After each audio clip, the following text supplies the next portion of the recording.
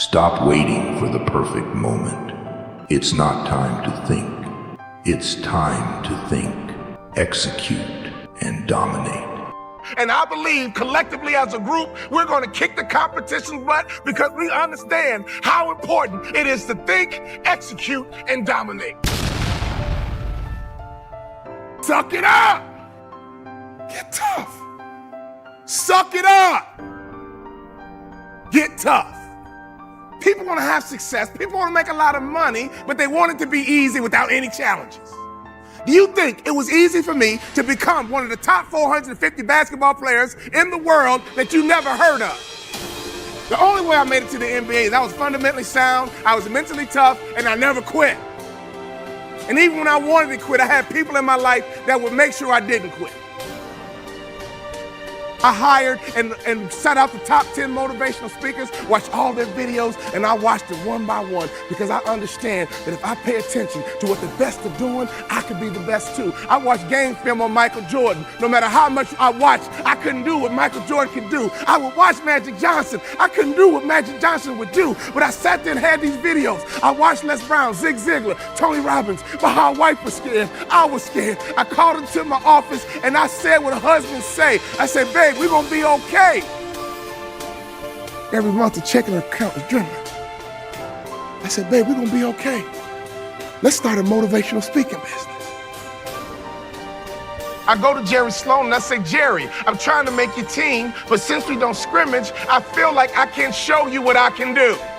Go to the corral, hear me clearly. Listen to his answer, and it will unlock some mysteries as to how you become the best in the world at what you do over a long period of time.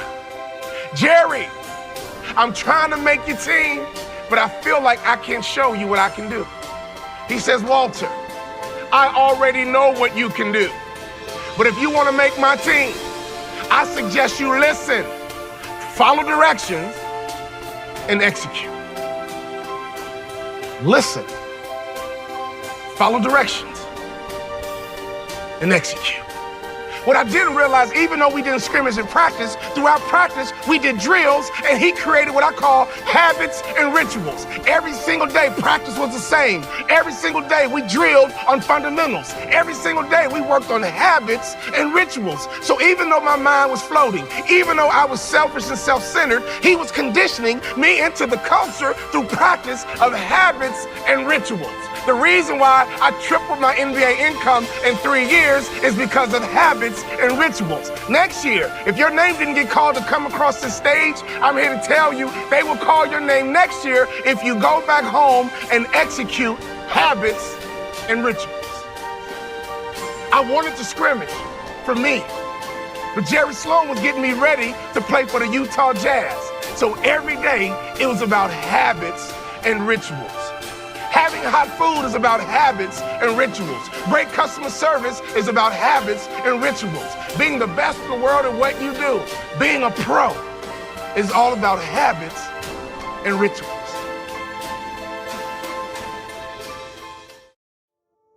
Let me tell you something. I learned a very valuable lesson when I played for the Utah Jazz. I had a point guard on my team who's arguably the best point guard in the history of the NBA. His name is John Stockton. John Stockton would go to a chiropractor 4 times a day on game day.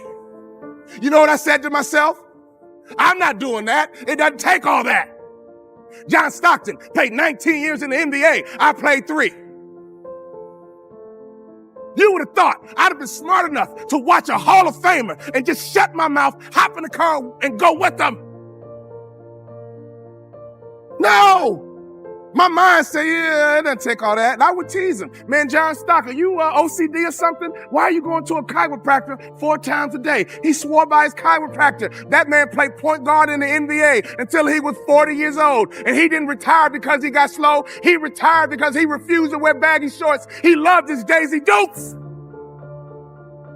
Every day on game day, that man would go to a chiropractor 4 times a day. And in my immature basketball mind, I would say, it doesn't take all that. I don't need to do all that. I'm an award-winning motivational speaker because now I pay attention to details. Another peak performance truth.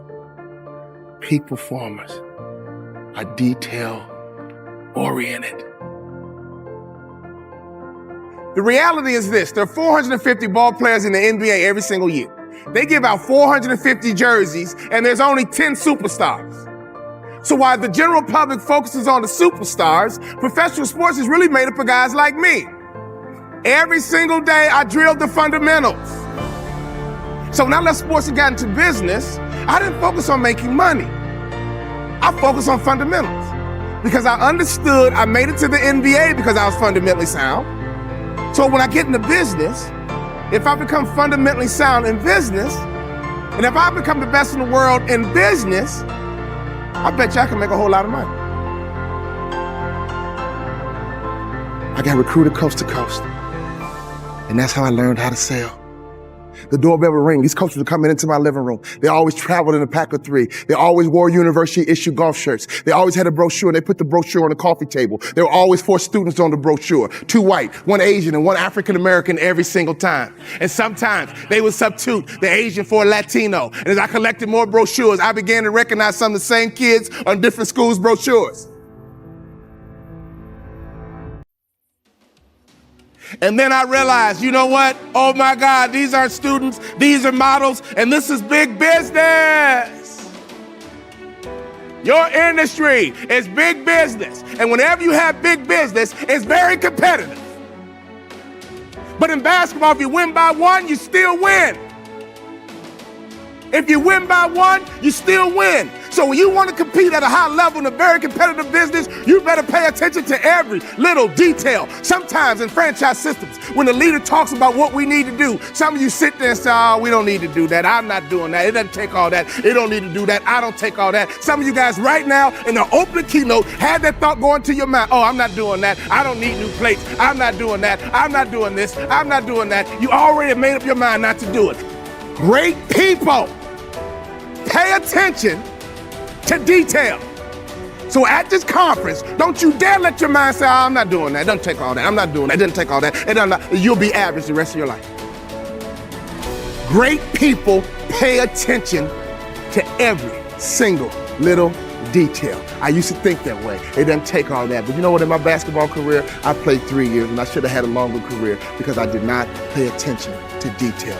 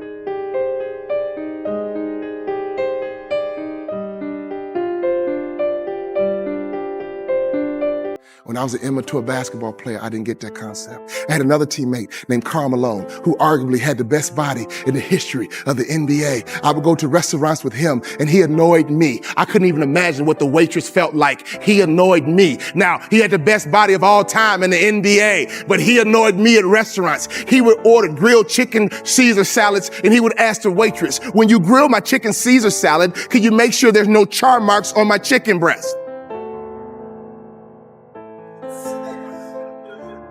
You want her to levitate the chicken over the grill? I mean, what do you want her to... Very picky, very meticulous. Will Walter Charmarks have carcinogens? Carcinogens create cancer. I want the chicken breast, but I don't want the cancer. Another time he ordered a chicken salad. This man was 6'9", 256 pounds. He always ate salads, and I rarely saw him clear his plate. Had the best body of all time in the NBA. He ordered a chicken salad one time. It came with hard-boiled eggs. The salad came out. He says, I don't want hard-boiled eggs. They're high in cholesterol. And we're in Salt Lake City. They all know who we are. We're the only brothers in town. Well, Mr. Malone, the salads are pre-made and the egg is crumbled over the salad. Well, would you mind picking it out for me? He annoyed me. I would go behind his back. I would apologize to the waitress and give her an extra tip. Me? I ate whatever they brought me. French fries? Cool. Gravy? Cool. This the wrong order. I'll keep this and I'll eat the other food you bring out too. He annoyed me when he ordered food because I thought he was difficult. Karl Malone played 20 years in the NBA. I played 3. I actually have motivational speakers calling me saying, Walter, we're in a recession. I'm thinking about quitting and getting a real job. Now, isn't that an oxymoron? A motivational speaker quitting. You know what I do when I get those phone calls? I motivate them to quit. Because in my mind, if it's going to be a dog-eat-dog world, I'm going to be the big dog.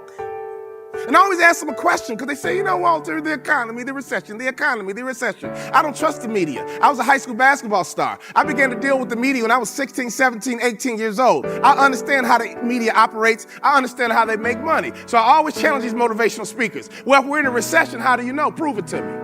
Answer's always the same. Heard it on the news. Let me show you how it plays out. I just had a financial service firm book me for 30 events. If you multiply my fee times 30, that's an NBA contract. They wanted these events dealt and delivered in 90 days. My fellow motivational speaker friends stopped marketing to financial service firms because they were convinced that financial service firms weren't spending money based on the AIG pushback. Is everybody with me? In 90 days, I made NBA money merely because I don't trust a thing the media says. What are you allowing the media to do to your mind, your approach, your outlook? Are you kidding me? I could always hear my daddy's voice. I don't care where I was. I could be on a school bus. I could be in the lunchroom. I could be on the playground. I could be somewhere I shouldn't be. And I could always hear my daddy's voice. My daddy could protect me on the streets of Chicago when he was not even there. You have children. You have grandchildren. Make sure they can always hear your voice. But most importantly in business, whose voice are you listening to? When it comes to franchising, whose voice are you listening to? When it comes to same-day sales, whose voice are you listening to? When it comes down to hiring the right Cassie, whose voice are you listening to? When it comes down to being successful in franchising, whose voice are you listening to? My wife and I are former franchisees. That's why I'm a no-brainer to speak at franchise conferences, because every franchise system has typically 2 groups at the conference. You have the one group that buys in, and they're in the corner talking about how can we execute, how can we improve same-day sales. Wow, you're doing good, I'm doing good, let's keep working together. What can we do to improve the brand? We're at the conference, let's buy in. There's always another group over in the other corner. Oh, yeah, man, corporate. Yeah, corporate. Corporate's always trying to sell us something. I know. They just trying to make money. I know. All that stuff they're talking about, you gonna do it? Nope, me either. So every system, trust me, has 2 different groups at the conference. The group that buys in and the group that's rebels and don't. So here's another rhetorical question for you. What group are you with? Birds of a feather flock together. It doesn't say old birds and new birds. It says birds of a feather flock. Brian Tracy puts it this way, another very great motivational speaker. He says your salary will be the average of your 5 closest friends. I never made the Kobe Bryant, Michael Jordan money. I was terrified of becoming that athlete who went broke. And for months, I saw my checking account dwindle every single month. College educated, college degree, but every month my checking account was dwindling. I had no other skill sets. I had sold out to the sport in which you have to do. To play pro basketball, you gotta sell out. So here I am, 31 years old, wife and 3 kids, mortgage clicking every single month, and I was scared. And I believe if mama ain't happy, ain't nobody happy. So the next day, we joined the country club. And I walked in with my typical Chicago strut. All the other guys walk like this. I looked at my wife and I said, babe, I can't even walk like that. That does not look comfortable. It doesn't even look natural. Brothers don't walk like that. But Brian Tracy is right. When I walked into that country club, I was scared to death about my future. But your salary will become the average of your 5 closest friends. Now we've been at the country club for 14 years. Now I can walk like they walk. Now I can talk like they talk. Now I think like they think. And now I make what they make.